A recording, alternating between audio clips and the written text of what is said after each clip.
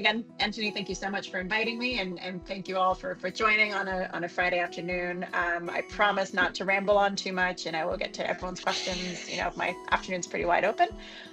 So like Anthony said, my name is Sonia Morris. I was a Revature trainee. I'm now a brand ambassador. I'm located in Charlotte, North Carolina. Maybe some of you are from there or from the area.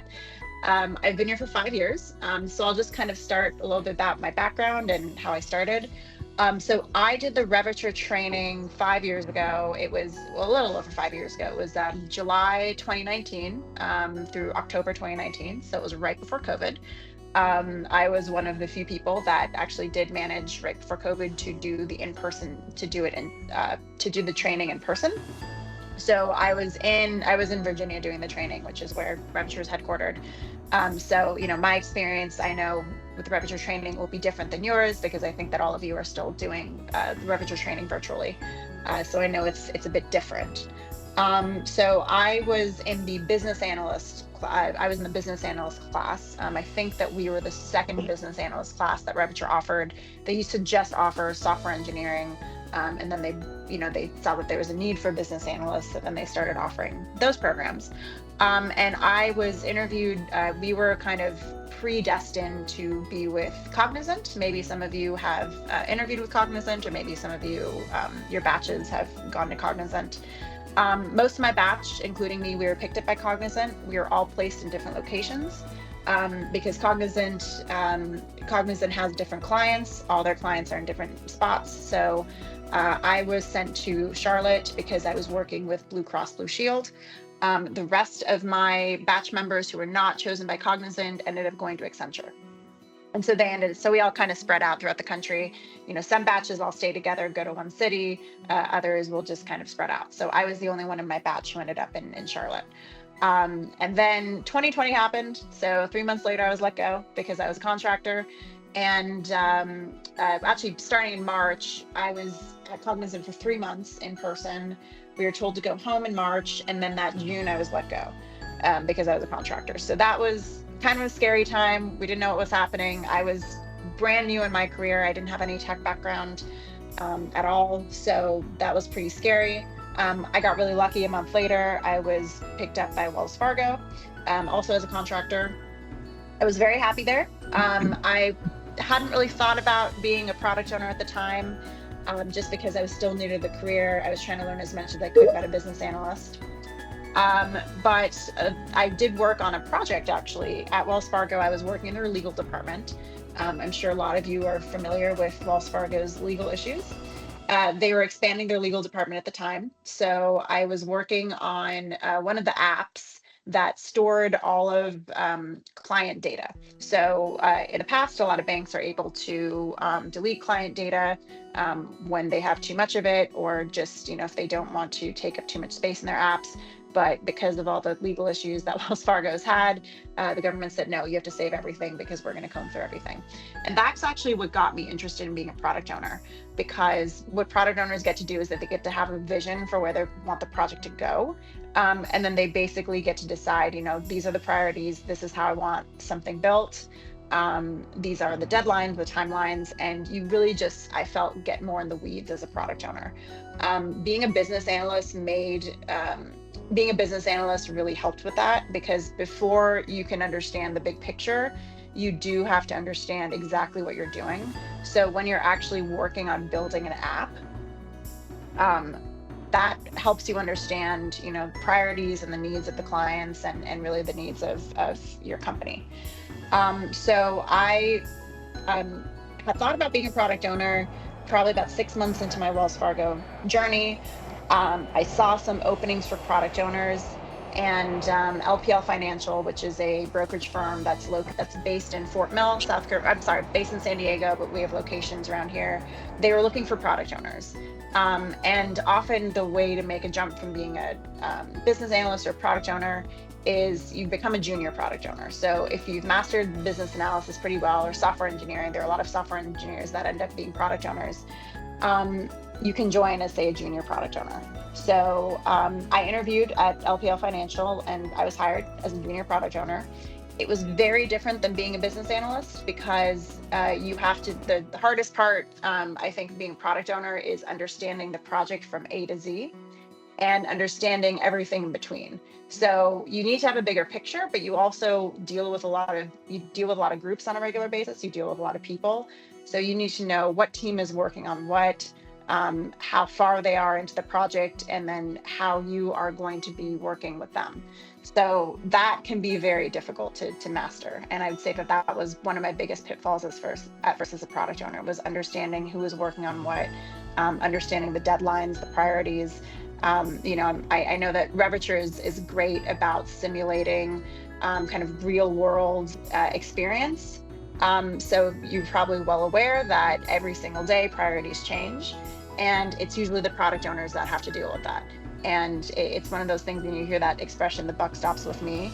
That's what happens with the product owner, is that if a project fails, ultimately it's the product owner gets blamed for it. But that's also kind of what makes it exciting, because every day is something new and something different. So I was a product owner at LPL Financial. I moved over to Liberty Mutual. I was also a product owner there. By that point, I was a little bit tired of working remotely.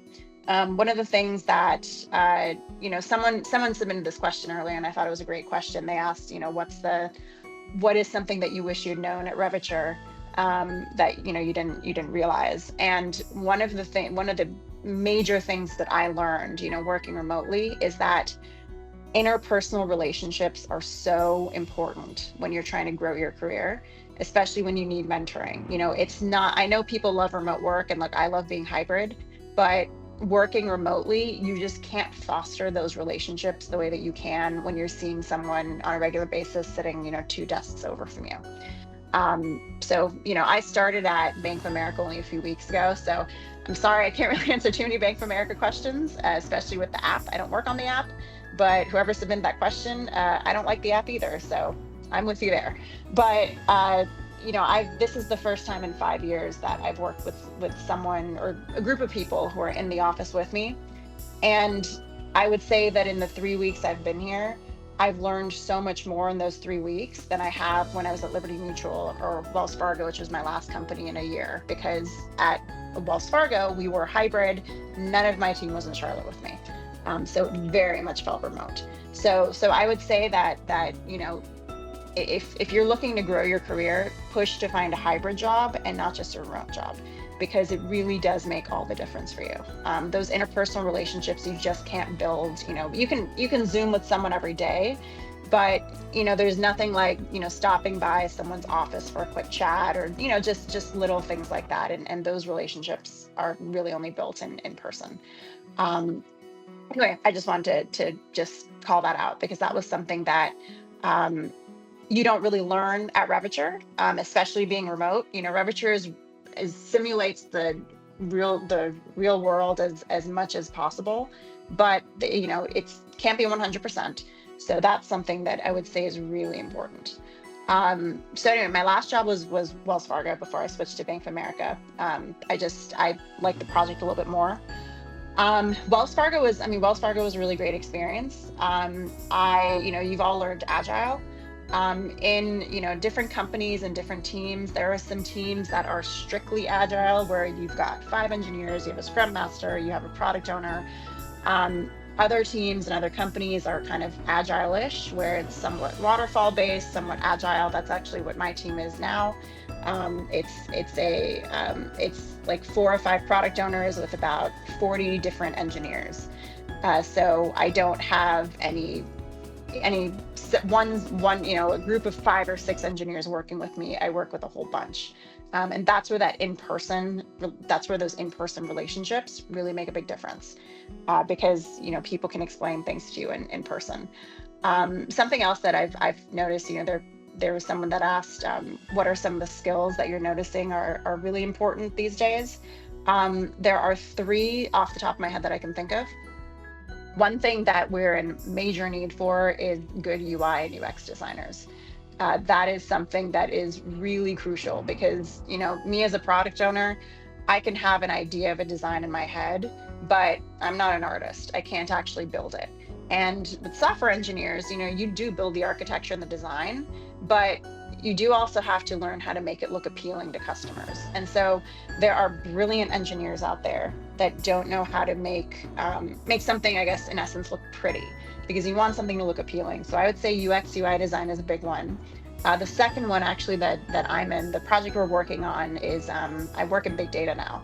Big data and data science, I mean, you've all seen the news, is huge these days, and it's really exploding. So if you have, Python skills, if you have just any sort of, machine learning skills, that's going to really help in your career. That's the second one. And then the third one, another big one, is cybersecurity. Cybersecurity, of all the industries that have kind of started reducing, cybersecurity is one of those. Just you haven't seen that much of a reduction in. So if you have any sort of cybersecurity experience, or if you're willing to learn, that's big too. So obviously nothing in life is guaranteed, but if you have one of those three things, but particularly cybersecurity and big data, then you're very you're pretty set with your jobs. So just in the 5 years of working, I've noticed those are major things that a lot of teams are lacking. And actually, I'm someone that all I did was I got a certification in a data science, in some sort of data science camp. It was a 5-week course. But because at least Bank of America, they were so anxious to find product owners who had any sort of data science experience. I'm not a coder, for instance. They hired me because they said that they don't have very many product owners with that background. And I'm not a coder. So if you know how to code and you have that background, you're already one step ahead of a lot of people. So that makes a really big difference. So yeah, as of right now, I'm at Bank of America.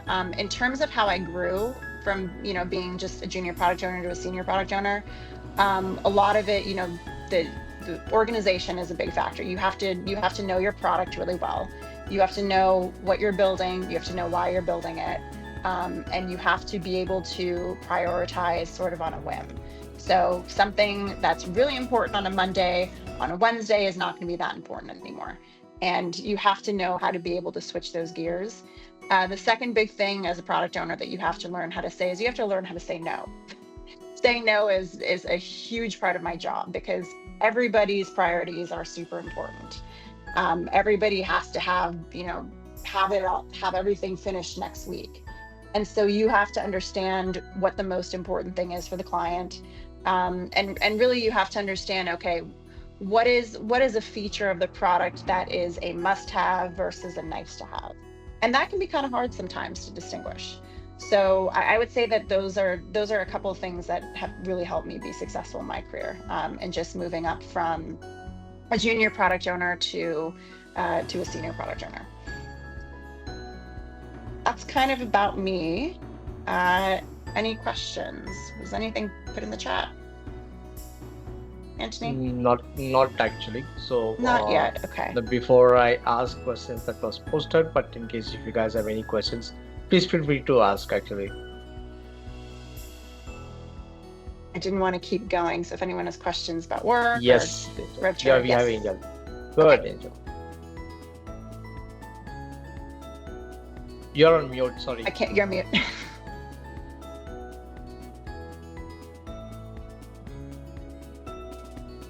Yeah, to unmute yourself. Oh, I wonder if he's typing. No, sorry, we are not able to hear you. So it's muted actually. It's muted. We can see the mute. Oh, as a product owner, do you get to write business requirements? Yes. Yeah, I do write business requirements. The story writing is a big part of what I do.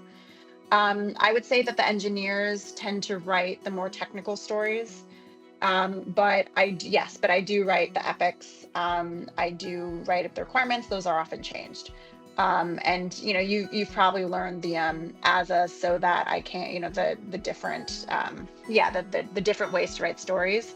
It is different with every company, but I will say that what you've learned at Revature, story writing, that's pretty much what you're doing. I mean, that other than adding some more details once you actually start working, I mean, what you've learned at Revature in terms of story writing is pretty much what you do. So there's really not much of a difference.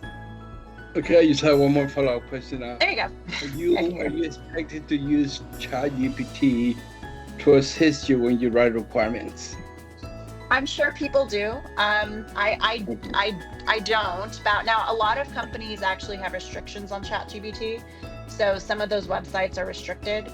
But there are a lot of companies, and I think Bank of America is one of them. They do have, their own in-house ChatGPT that they've built, or Microsoft Copilot. That's another big one too that a lot of engineers are using. So I don't like using ChatGPT for writing. I mean, I've used it for plenty of other things, believe me, but for story writing, I don't, because it's harder for me to understand the requirements and understand what's being asked if I just rely on someone else to write the stories. And if you do rely on ChatGPT too much, it's not your own words. And so you can't interpret it as well as, if you're writing it and understanding yourself. But no, there's quite a bunch. Yeah, Copilot's a big one though that people are using. Thank you. Yeah. Any other questions? No, also what I heard about this ChatGPT is actually okay. Before that, Matthew has a question, so go ahead, Matthew. Okay.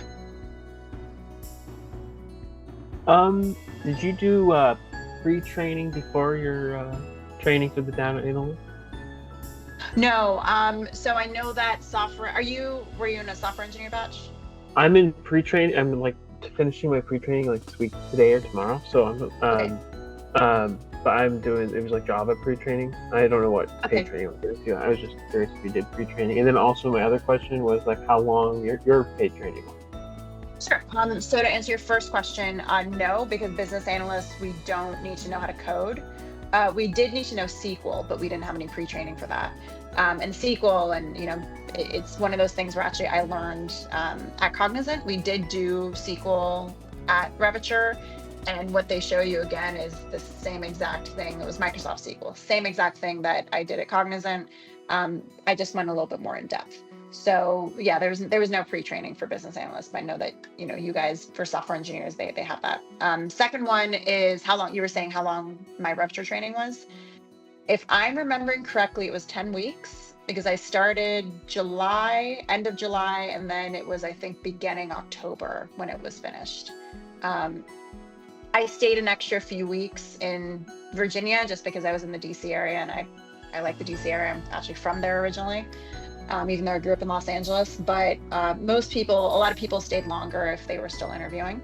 But pretty much what happens is that once you get a job, then you were sent home and waited at home until you were sent to your location. So that was the case with me. And they give you a few weeks to move. Thank you. Yeah. I'm curious, are you in middle of training, end of training? I'm 4 weeks ahead. I have halfway through the project, my second project, and I have 2 exams, 2 quizzes, like the big quizzes left. And it's just like, okay. So you probably know the client you're matched to yet, right? What? Oh no. Do you know the client? I don't get that. You don't know. I still have to do the exit assessment before I can okay. able to we do that. found out. All right. We found out halfway through, but that's because recruiters no, it's too early for that. Okay, it was too early for us too. You get to know, so you can get paired for it with a client during midway through paid training.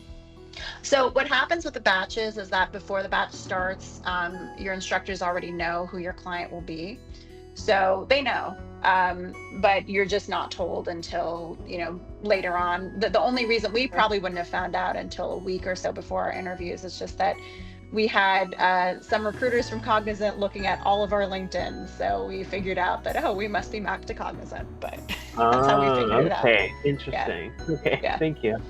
Yeah. Yeah, Angel, another question? No, I don't have any other questions. Oh, you already heard that, so I thought. Okay, so there's another question posted by Omar. What are a few things that you think you could improve on from your Revature training that perhaps were missing for a business analyst looking back now? If any, also does Revature still offer business analyst roles? Okay, the second question I can answer, but you can take the first question. Okay, so a few things I would have improved.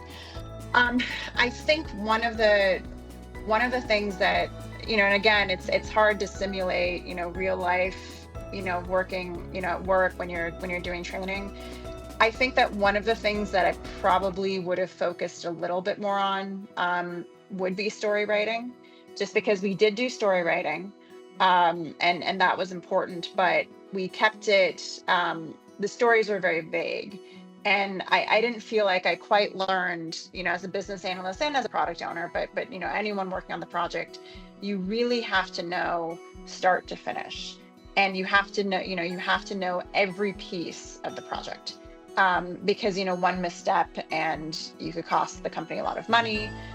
You could fail to deliver on time. So I do think that that's something that could be improved with the training. I would say another thing that is pretty important. We did have one group project actually, which was great, where we worked with another batch and we didn't know them.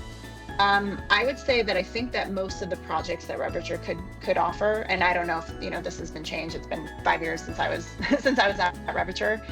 I think that it's really important to work with people you don't know more often than people that you do know, because most people you come across are going to be people you've never worked with before, and so learning different styles and personalities is really important. So I do think that one of the things I would have benefited from would be meeting more people who are in different batches and working with them on projects, because that does make a big difference in terms of how you deal with people and how you communicate. Those are the two. And Anthony, you said you'd answer that second part. Yeah, the second question, we do come across opportunities based on the client requirements. Yes, it depends upon the client requirement. Maybe not as like how we recruit for Java and other technologies, but like maybe one or two requirements that assignment comes up, we'll reach out to the team and see if you really fit the position. So yes, there are opportunity comes up actually.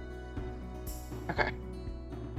All right, I'm seeing a couple more questions. The first one is DevOps skills, Docker, AWS products crucial for entry-level Java full stack dev role. I can't answer that, unfortunately, because I am not an engineer. Anthony, I don't know if you can answer that question. So we'll make a note of that, and we'll ask our team to, all the trainers to respond to that. So. Okay. All right. Second question: as a product owner, how do you detect or prevent potential risks? That's a good question. That can be difficult. I would say that in terms of risk. Typically what it is that, my client has always been, like at Wells Fargo, for instance, the advisors were our clients. So we listen to their complaints and what they need.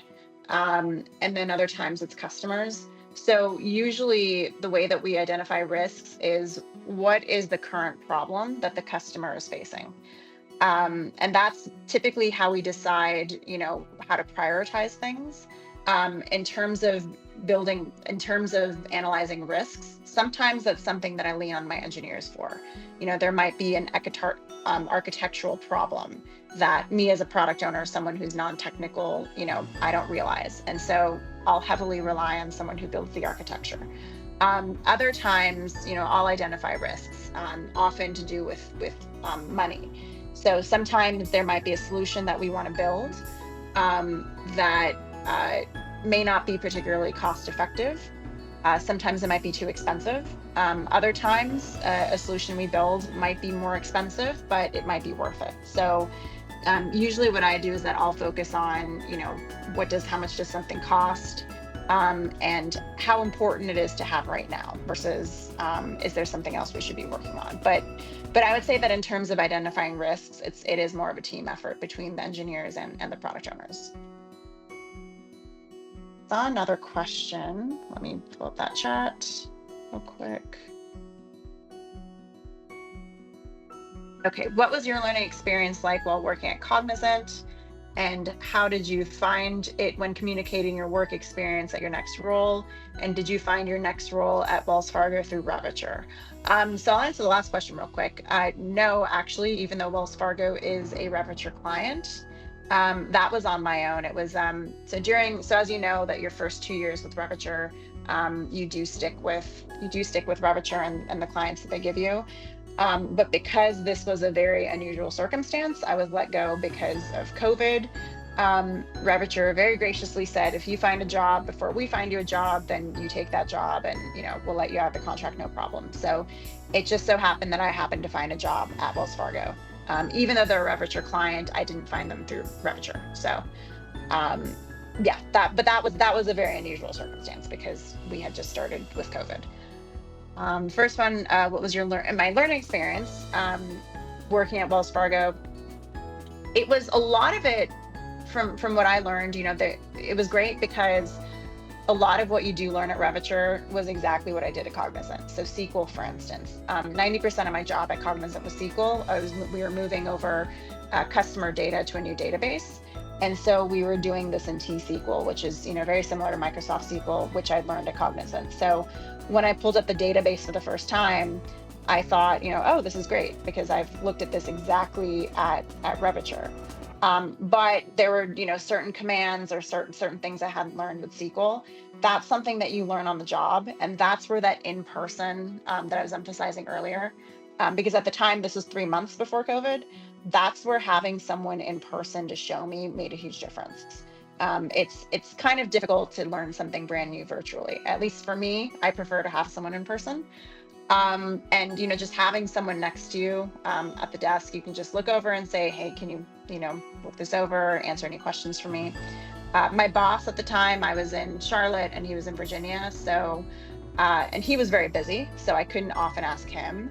And so that's why I really liked having someone sitting next to me. So I would say that it was somewhat a rocky start, but it got much smoother as the weeks went on.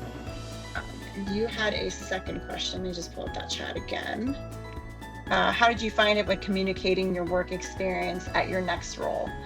It was a bit different because Wells Fargo was 100% remote. Nobody was on the office at the time. I didn't even have my badge, and nobody I worked with was in Charlotte. That was a little bit harder. So what I did at least was I had weekly face-to-face or weekly Zoom meetings with my boss. And I also had meetings, regularly with my team. And that was really the best that I could do. I also think that turning on the videos makes a big difference as well. And you don't really realize it until it happens. But just seeing someone's reaction or, hand gestures, things like that, that can really help with work learnings too. And one thing actually that I still use, I don't know if you guys have used Trello boards at Revature, if you're still using them. But okay, I still have mine saved from 5 years ago that I actually fairly regularly reference because there is a lot of material that I learned in training that I'm actually using these days. Let me see if there are any other questions. That was the last one. Okay, any other questions? Yeah, there was another question that was posted in a different chat. So, what steps and resources helped you reach a senior level position? That was the question. What resource? Well, big resource is leaning on my team. Leaning on the team is huge, especially if they've been working there a lot longer than you have, and they'll probably know the ins and outs of the company. I would very much stress finding a mentor. That's made a really big difference in my career. And sometimes where you work, sometimes they assign you a mentor, which is great. Then you don't have to worry. Other times you sort of have to seek out a mentor on your own. So I can tell you at my last company at Wells Fargo, I thought, for instance, that I could lean on my boss as a mentor, but he pretty much, he's planning on retiring in the next year or so. He wasn't interested in mentoring anybody. But I did actually meet someone. I went to a company event. This is one of the few in-person company events that I went to that they had in Charlotte. And I was chatting with a bunch of people. I happened to meet somebody who actually used to be a business analyst and had transitioned into being a product owner. I chatted with her for a while and we stayed in touch, and she's actually become my mentor, and she's been a mentor to me for the last year or so. So that's why I was saying those in-person interactions really make a big difference. with that kind of thing. So mentoring. We also use a lot of things called, there's a lot of doctors companies will have. So we're big on using Confluence, for instance, which are, I don't know how familiar you're all with Confluence. I had never heard of it till I started at Cognizant, but there's a lot of documentation, a lot of resources in Confluence pages. Just seeing something written up. Sometimes what I do is with my engineers, I'll ask them to, draw up something for me or just show me some architecture and just have, walk me through it. And then I'll just document it myself. So that makes a really big difference as well. Thank you. And Angel also posted a question in chat. You can look into that. Okay, I put a question in chat. Let me open that back up again. Okay, you mentioned as a product owner, it's very important to say no to client requests for new application features if you think they shouldn't be implemented, but the client is the organization paying for the work.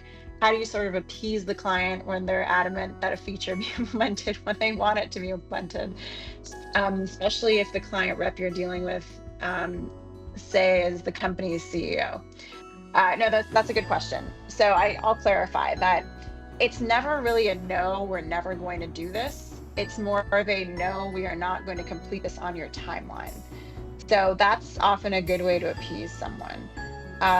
The other thing too is that now I haven't worked directly with the CEO, and I won't be anytime soon. But often what I found is that people that will ask for all these requests in a really short time frame don't really understand how long it might take to build something. We only have a certain amount of capacity to build something, and we can't get everything done in someone's timeline because that'll result in the loss of work quality, or there are certain things that we just won't be able to get to, period. So one of the things that I've done is, that's why it's good to build those relationships, because if you have to say no to someone and you already have a good relationship with them, they tend to be a bit more understanding. Or you might say no to them this time, but then prioritize something of theirs the next time around. But it should never just be a hard no. And I've seen people just in emails, especially, and this is where communication is so important. People will say, hey, can you get this done in this quarter? People will sometimes say, no, I can't. Send off an email, and it just kind of sounds dismissive. So what you want to say is, no, I can't get this done right now. Here's when I could get it done, let me know your thoughts. And that usually goes a really long way in appeasing someone. That's why communication is huge. Okay, awesome. Thanks, Sonia. And another question that was posted was, how do you build confidence and communicate effectively with coworkers? Can you repeat that? How do you build confidence and communicate effectively with coworkers? Yeah, so building confidence that's, I think, tricky for everyone. A lot of people, and you've all probably struggled with this, maybe not. You just kind of have to fake it till you make it. So when you start a job, like, everyone is brand new, everyone feels lost. I mean, I'm brand new here. You just, you don't want to pretend that you know everything. You don't. But, given the experience you have, the training you have, a lot of you, probably, I don't know, but a lot of you probably, say, majored in computer science or something. So you have some knowledge of it. You have to understand that every single day is a learning process. And even people that have been engineers, business analysts, product owners for, 10, 15, 20 years don't know everything.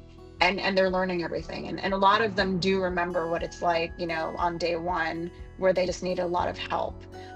So that's why I would say that you want to foster those communications or foster those relationships, because you'll find people to help you.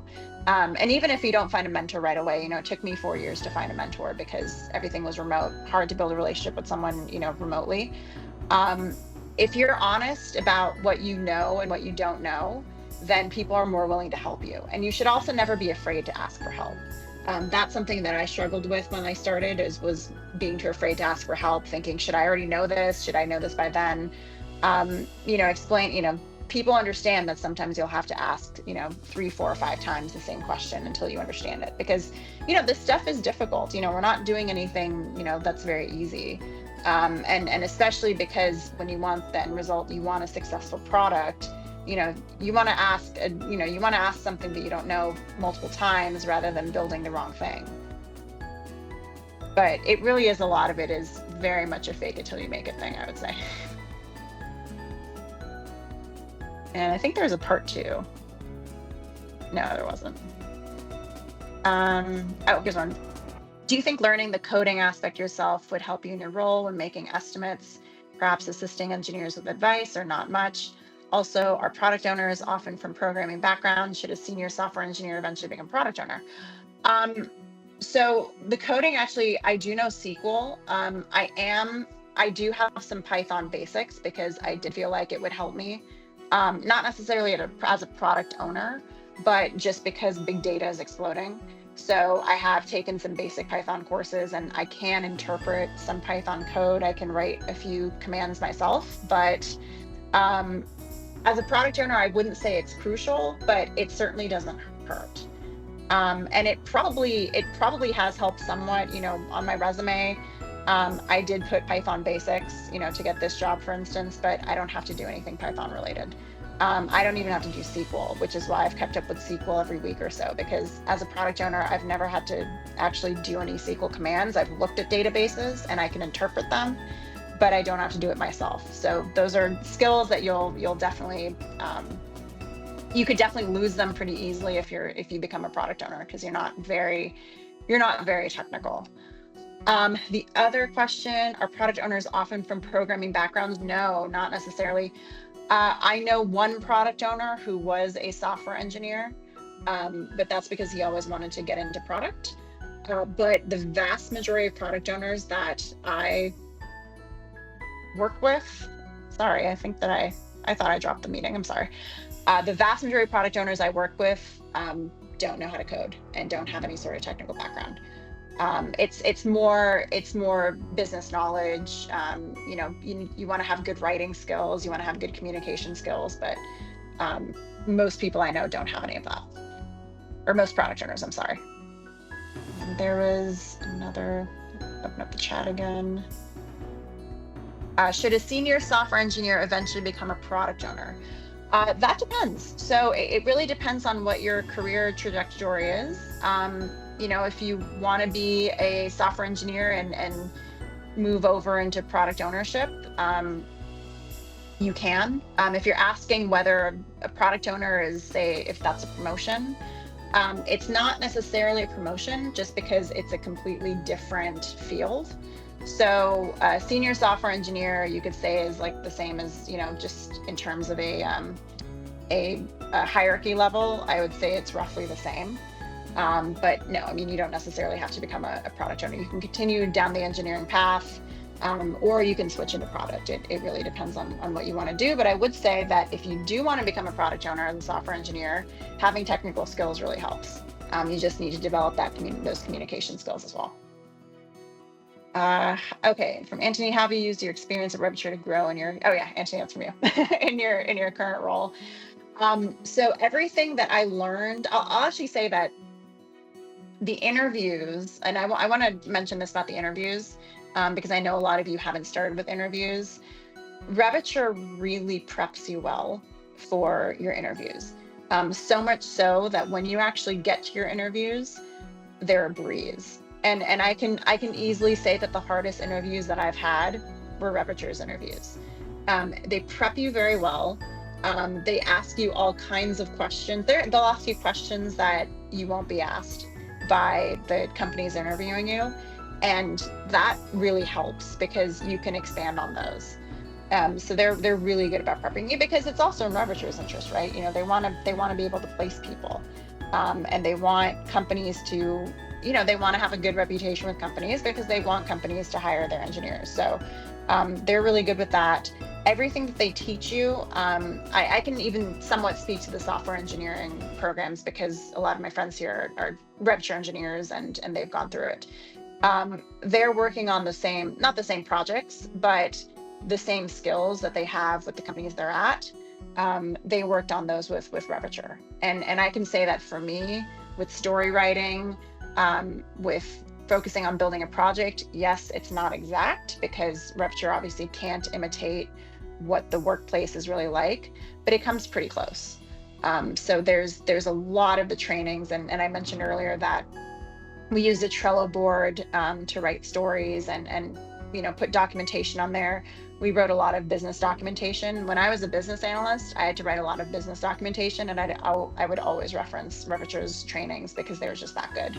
And my bosses were really happy with my business documentation because of really how well Revature prepped us. So the training is pretty fantastic, and I really don't have any complaints about the training. Second one. Okay. Were you looking for that step up on your career, or they reached out to you? If so, what do you think made them notice you further than your technical skills? So if you're asking how I became first a product owner, which I think is what the question is, I had, a lot of recruiters will just randomly reach out to you because they're looking for someone, and they see your LinkedIn. With my first job at LPL Financial, I had actually got in touch with a recruiter because I saw that they had a junior product owner job posted. They have, a lot of these, you've probably seen these, but they always have like 15 or 20 requirements. If you meet like 5 or 6 of them, you'll probably get an interview. The reason they have all those requirements is because they don't want thousands of people applying, because they don't want to have to sift through thousands of resumes. So no, I reached out to them. Really what they were looking for, because this was a junior product role, they were looking for someone who did have more of a business analyst background, because a lot of what I did as a business analyst, I did do some story writing, I did help with some prioritization, I did work in a very agile environment, were skills that they were looking for in a product owner. So it's even the same with software engineers. There are people that switch over because there are software engineers that do have to write stories. Now, they do tend to be more technical in nature, but they still are familiar with the story writing. They're familiar working in an agile environment. They're familiar working with agile teams. So that's really what they liked about my background. And then, as the story goes, once you get your first job, it's very easy to get your, second job and so on and so forth. So the hardest part is just getting the first job. But then after that, it does kind of become a domino effect. Okay, thanks, Sonia. That was another question that you missed, actually. Oh, I'm sorry. Yeah, posted by Mohammed just before little above. So, in short, what he's asking is that how can I navigate to my next role after being released? Like, for some reason, he was released from the project. So, how can he navigate to the next role despite gaining more skills? I think that was the question. Okay. I see. Okay. Yeah. COVID. Okay. Yeah. Well, everyone, every company is very. I was terrified too when I first got released from Cognizant. But the fact is that everybody was getting let go during COVID, and especially contractors. Those are usually the first people to go. So companies are very understanding when you're let go, because they understand, that they're extenuating circumstances. It's not your fault. So what I actually did, often a good way to get into a big company, is by finding staffing agencies, because there's staffing agencies that are constantly hiring software engineers, business analysts, product owners. That is often the best way to get your foot in the door, because they have a relationship with the hiring manager. Whereas if you just apply for jobs to larger companies, they get so many resumes. Now, I will say that my jobs at Liberty Mutual and Wells Fargo, I did apply to on the company website and I got those. But my Bank of America job, for instance, I went through a staffing agency. I've worked at 4 jobs in the last 5 years because either I was a contractor or because of COVID. In one case, my project got canceled. Sometimes they don't, they'll put me on another project, but other times it's like, I don't necessarily want to do this, I'll look elsewhere. So I found that because there are a lot of skills that we have that companies really need, they're more willing to overlook it a little bit, especially if you have, some of the data science skills, if any of you have any cybersecurity skills or have any certifications. that makes a big difference. And one thing too is that even after your Revature training, you should always be continuously learning and always do some continuing education, whether that's, that doesn't necessarily mean going to grad school. I haven't gone to grad school, but there are a lot of certifications out there that look really good on resumes as well. And that's something that employers also look at, is that do you not just have a bachelor's degree or undergrad degree, whatever it is you have, but what else are you doing to constantly be updating and improving your skills? Because as you all know, tech skills that you needed to have 3 or 4 years ago, some of them are sort of rendered obsolete, and there's always some new programming language. There's always something new each year. So you constantly want to be updating your skills. That's something that I feel like has helped me just get my job, is that I'm constantly updating those skills. Did your question get answered, Mohammed? Yes, it did. Thank you. One thing too, I want to mention is that you definitely want to have at least 3 or 4 recruiters that you maintain a good relationship with. The job that I got now at Bank of America is actually from a recruiter that I've known for 4 years, because every 4 or 5 months or so, I just send her an email, ask her how she's doing, or wish her a happy new year or happy beginning of summer. And so when this job became open, she thought about me. And that's how I got the interview. So it's important to also maintain relationships with recruiters. And I know that a lot of recruiters, they don't have their reputation is not the best. I've been ghosted by plenty of recruiters and it sucks, but there are a lot of great recruiters out there. So it's always good to have a few that you're maintaining good relationships with.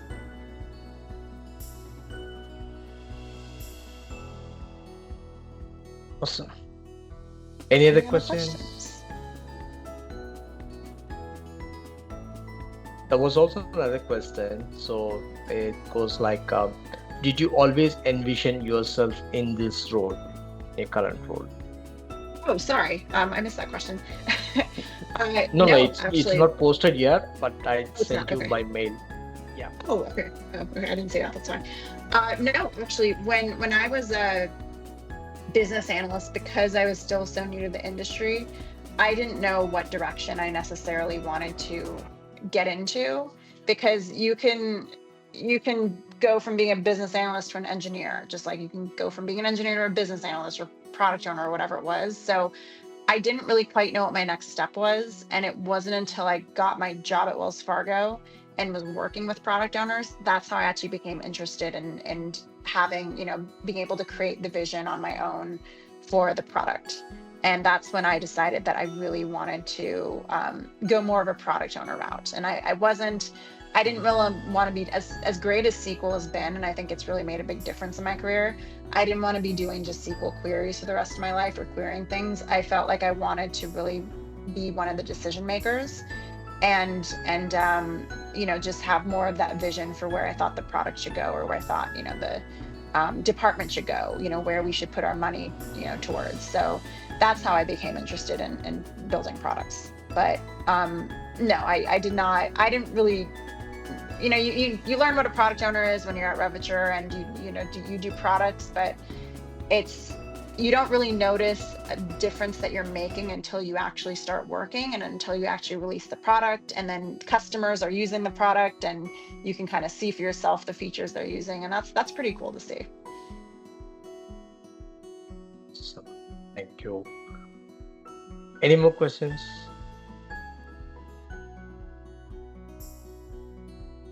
We still have 4 more minutes left. So, okay. In case if there's no question, then we can end up the session. So, thank you so much, Sonia. I'm sure there are definitely a lot of takeaways from today's session. I hope everyone will agree with that.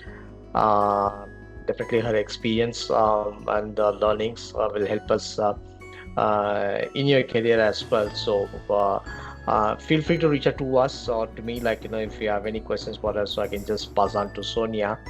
Actually, so she can... yeah, and I'll put my LinkedIn in the chat and my email. So if anyone wants to add me on LinkedIn or has any questions, seriously, please feel free. This would have been super helpful when I was at Revature, so I'm so glad that we've got this ambassador program. But yeah, please feel free to reach out to me anytime. But I'll put my information in the chat as well. So we talked about this networking event, Sonia. So where are you basically from, so that I can just mention this in this session now? Where am I from?